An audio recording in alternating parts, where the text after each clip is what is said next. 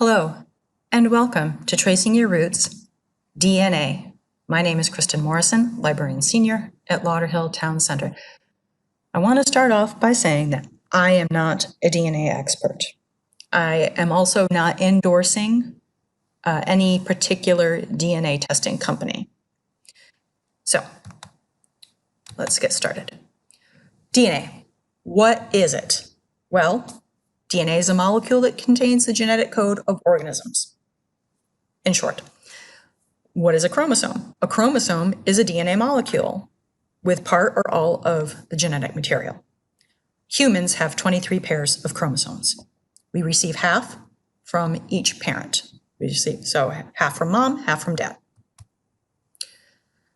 Everyone receives an X chromosome from their mother.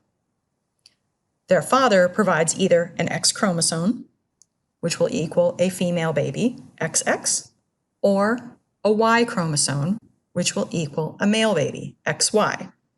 So there's that one, the first X is from your mom, the second chromosome is from your father, and that determines whether you are born genetically female or male. How is DNA used in genealogy? Well, first of all, it can help confirm relationships. It can help you find new living relatives who may have the information you don't have and are willing to share it with you. It can help you discover new avenues of research for tough-to-trace family lines, or as we like to call them in the genealogy biz, brick walls.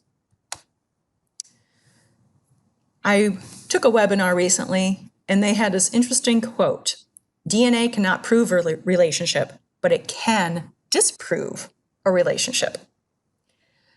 So what that means is your DNA results cannot say whether you are exactly first cousins or second cousins.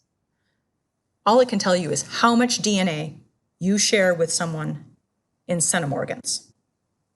A centimorgan is a unit of measure used in DNA. Don't ask me any more than that. That's all I know.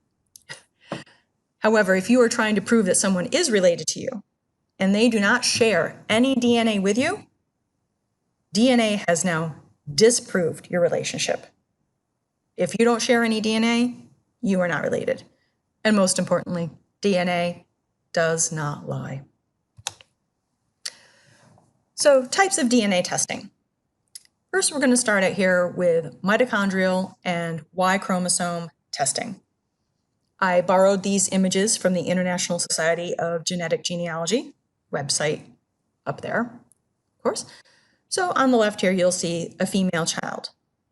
And as we know, females get their mitochondrial DNA from their mother. And here is that line right here. You'll notice here's the father, but you didn't get a Y chromosome, but your brother over here did. This is your brother. You can see here he got his Y chromosome from his father. This is the Y line. And the mitochondrial DNA from the mother's line, right through here. Males can inherit mitochondrial DNA, but they do not pass it on to their children, only mothers. Autosomal testing.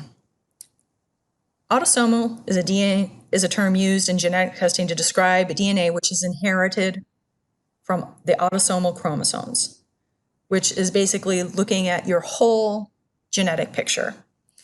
In this chart down here, which I borrowed from this website up here, you'll see these are all of your ancestors.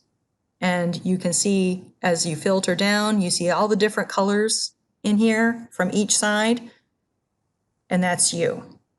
So you're going to have little pieces of blue, and all these little pieces here are going to filter down to you. And that's what autosomal looks at. DNA autosomal testing kits. So you can get these kits from any of these websites: Ancestry, MyHeritage, Find My Past, 23andMe, FamilyTreeDNA.com. FamilyTreeDNA.com also offers mitochondrial and Y chromosome testing. Those tests tend to be more expensive than the autosomal tests from the other companies. I personally have a subscription to Ancestry, and I have done my DNA. I am not endorsing Ancestry.com or their DNA kits. I just want to show you what it looks like. And other testing sites will have similar looking interfaces.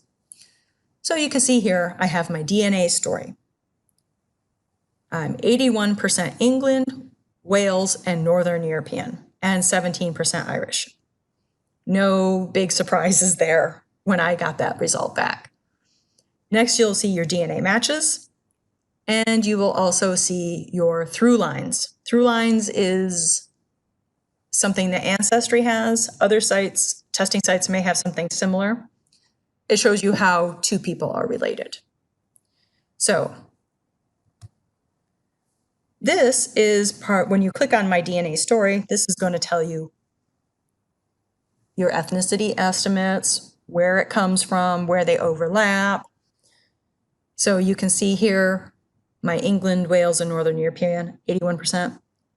They're saying, hey, we see a bunch here from Cornwall area, specifically Carrier. Oops, did not mean to click on that. And a little bit 2% Norway. That was a little interesting, but the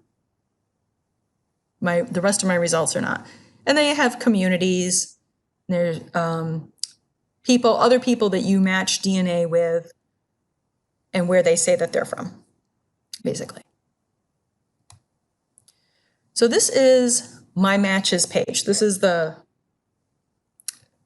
beginning of my matches page. I have many more pages, but I just want to show you what it's going to look like.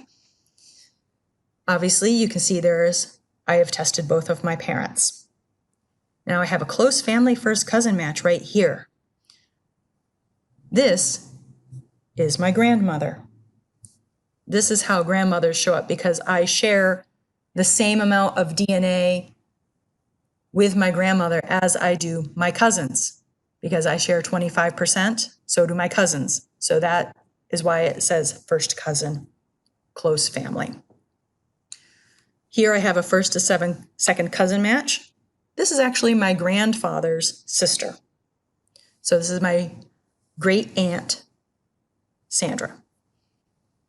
And this person here, who is also a first to second cousin match, this is the niece of my grandmother. Sometimes people will just have a code or a username instead of their real name. And that's fine, because you can message them and try to correspond with them. Here you'll see that we have common ancestors. There's a tree that this DNA is linked to.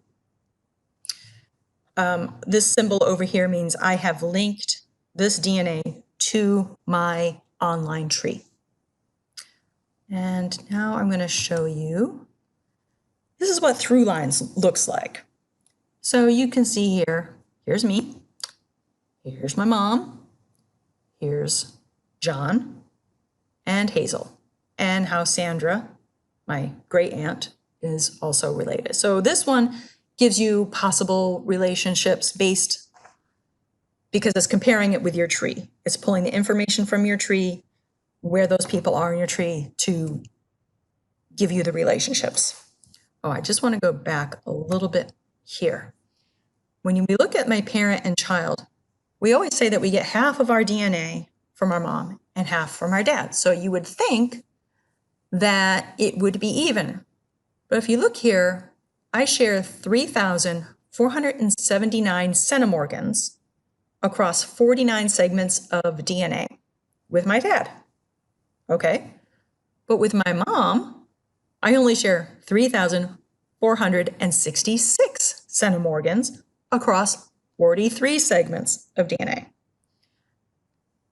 I do not know why this is, but you actually don't inherit 50% and 50%.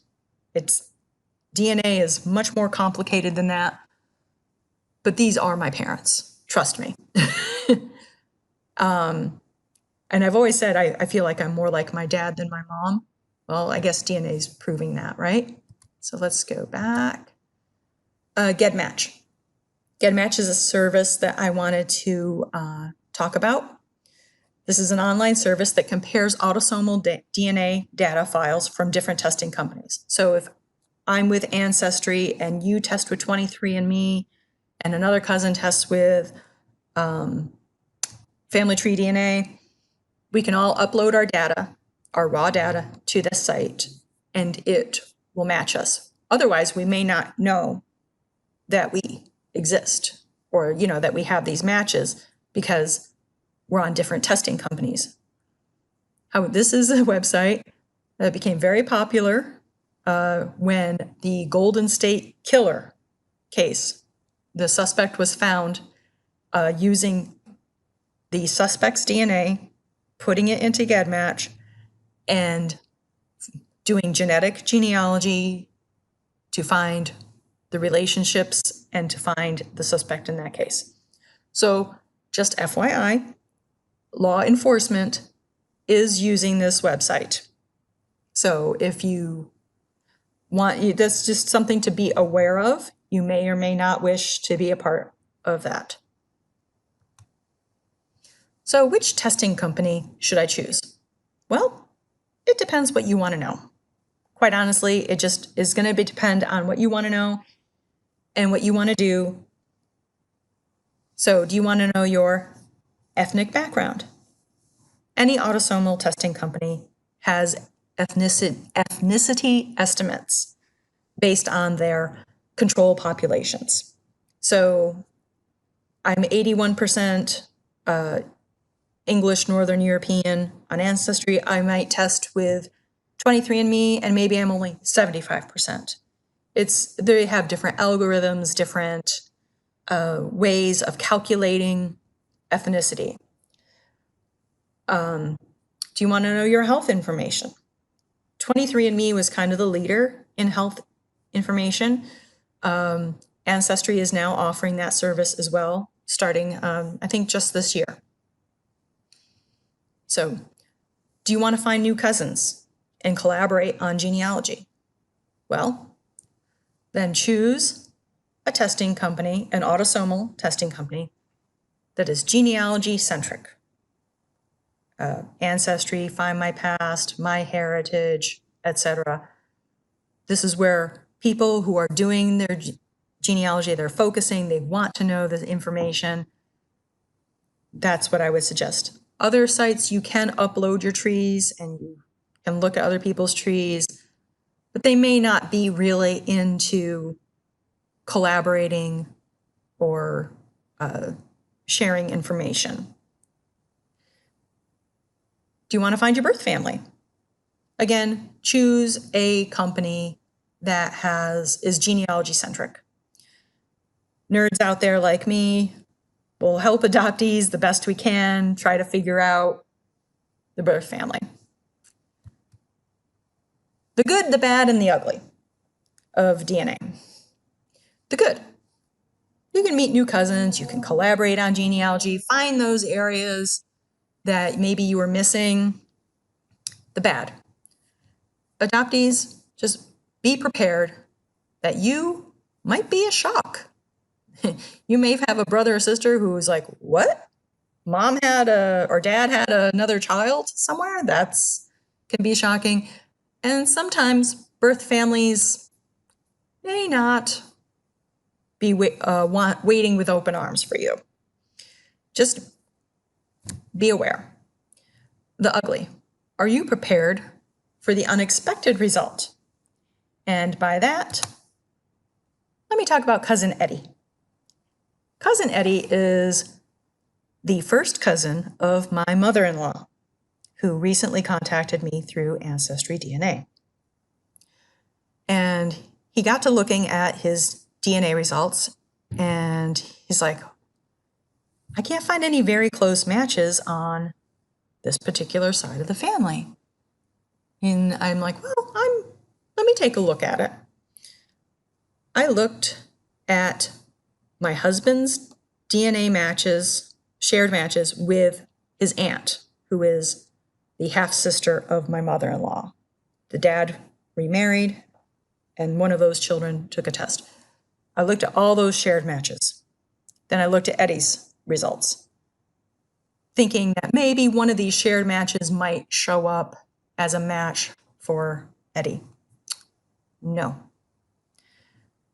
So Eddie, all his life, thinking that he was the son of the man that he grew up with, turns out he is not the son of that man, which would be my mother-in-law's father's brother. Now, Eddie has since tested his niece. He has an older sister who has a daughter. She tested, and she shows up as a DNA match for my husband. So this is the can of worms that DNA can open. You might find a little surprise in there. So just be aware. I have a little suggested reading for you. These first is a article from Ancestry.com on inheritance patterns. So if you test with Ancestry and you're 17% Irish, and your brother tests and he's 25% Irish, and you think, well, how is that possible? This article is going to explain that to you. It's very interesting, and it explains it in a very simple way. The Family Tree Guide to DNA Testing and Genetic Genealogy by Blaine Bettinger, available at Broward County Library. Tracing Your Ancestors Using DNA, edited by Graham Holton, and The Adoptee's Guide to DNA Testing by Tamar Weinberg. These are all titles that are available through Broward County Library. If you have any suggestions for a topic of tracing your roots, please email me at kcmorrison@broward.org. Thanks for joining me. Bye.